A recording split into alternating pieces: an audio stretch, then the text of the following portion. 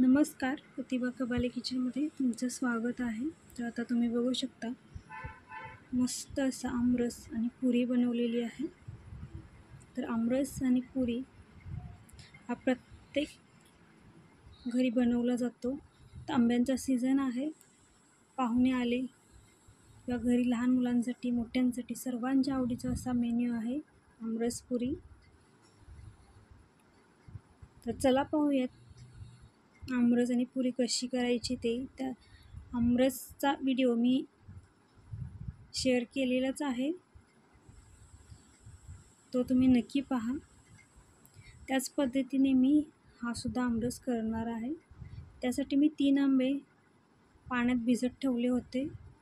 व्यवस्थित पुसून घ्यायचे, त्याच्या अशा पद्धतीने साली काढून घ्यायच्या आहेत. तुम्ही अगदी चाळणीने सुद्धा करू शकता, त्या पद्धतीने सुद्धा छान होतो.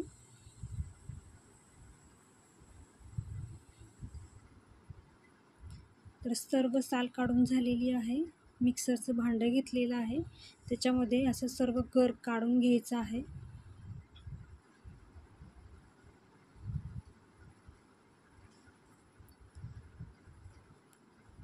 कोळीला काहीच राहत नाही आणि जर राहिलं तरी हाताने व्यवस्थित असं पिळून घ्यायचं.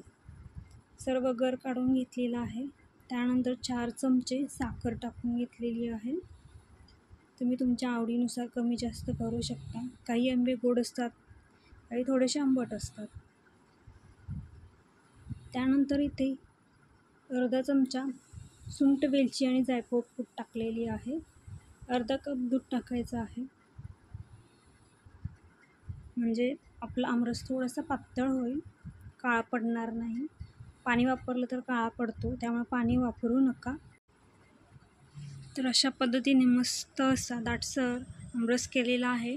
तुम्हाला कितपत पातळ हवा आहे त्यानुसार तुम्ही अजून दूध वाढवू शकता आणि पातळसुद्धा करू शकता. त्यानंतर आता पुरीसाठी इथे 2 वाट्या मी गव्हाचं पीठ घेतलेलं आहे. त्यानंतर 2 चमचे रवा, जो आपण रेग्युलर वापरतो तोच आहे. त्यानंतर थोडंसं मीठ टाकायचं आहे.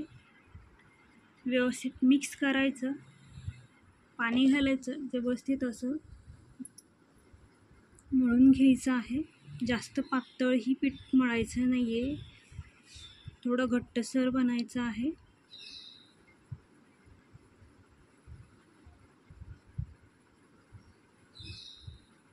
आपण चपातीला मळतो त्यापेक्षा थोडं घट्टसर मळायचं. थोडंसं तेल लावायचं, पुन्हा एकदा मळून घ्यायचं. सर्व तेल कणकेला लागलं पाहिजे, अशा पद्धतीने मळून घ्यायचं. 15 ते 20 मिनटासाठी झाकून ठेवायचं आहे. तर आता बघू शकता 15-20 मिनटे झालेली आहेत. पीठ चांगलं मुरलेलं आहे. जास्त वेळ ठेवायचं नाही. हे पुन्हा एकदा एकजीव करून घ्यायचं आणि त्याचे छोटे छोटे गोळे करून घ्यायचे.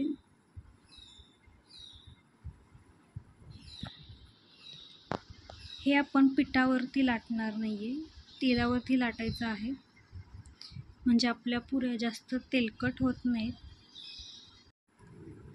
तेलावरती लाटल्यावरती पुऱ्या कमी तेलकट होतात आणि आपण जर पिठावरती लाटून पुऱ्या केल्या तर त्या जास्तच तेलकट होतात. त्यामुळे आपण छोटे छोटे गोळे करायचे आहेत आणि तेल लावून अशा पद्धतीने लाटून घ्यायचं आहे.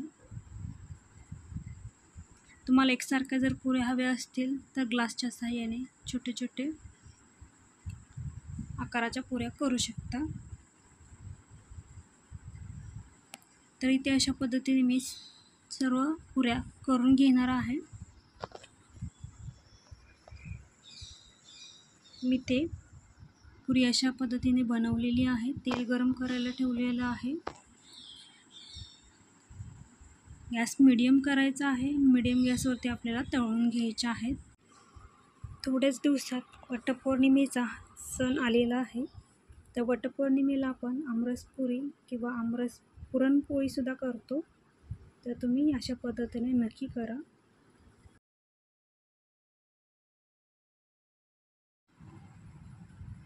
दोन्ही साईडून पलटवून अशा पद्धतीने पुऱ्या आपल्याला तळून घ्यायच्या आहेत. एका वेळेस जास्त टाकायचे नाही, 2-2 टाकून व्यवस्थित तळून घ्यायच्या. जास्त तेलकट होत नाही आहेत.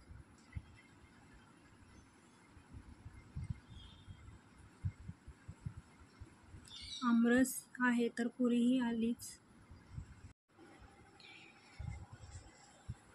पुऱ्या बनवताना आपण गॅस जर फास्ट ठेवला तर पुऱ्या करपतात.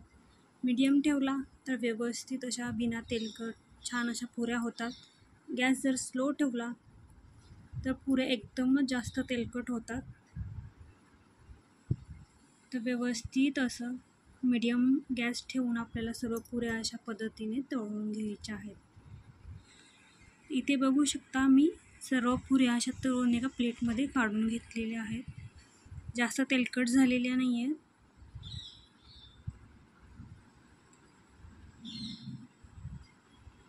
इथे आपला आमरससुद्धा तयार आहे. मस्त असा आमरस बाउलमध्ये काढून घ्यायचा आहे. तुमच्या आवडीनुसार त्याच्यावरती ड्रायफ्रूट्स टाकू शकता. इथे माझ्याकडे पिस्ता आहे त्यामुळे मी पिस्ता टाकणार आहे.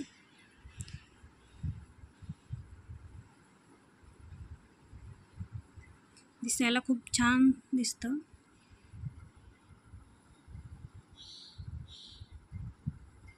त्यासोबतच गरम गरम अशा पुऱ्या वाढायच्या आहेत.